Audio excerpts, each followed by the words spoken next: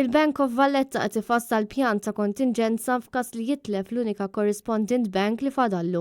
Sqar dan il-kap eżekuttiv tal-Bank of Valletta Rick Hankin waqt li kien qed jindirizza lil membri tal-midja t-tlieta filgħodu.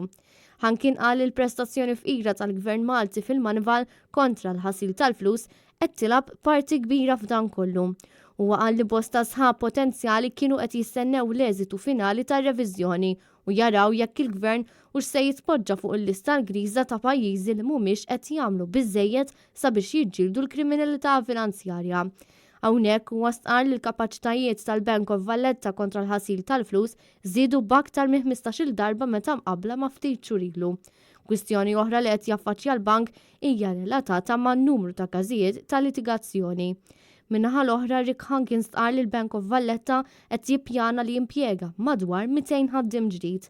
Hankin qal ukoll li matul l-aħħar sentejn il-bank għalaq madwar nofs il-kontijiet tiegħu li kienu meqjusa bħala ta' riskju għoli.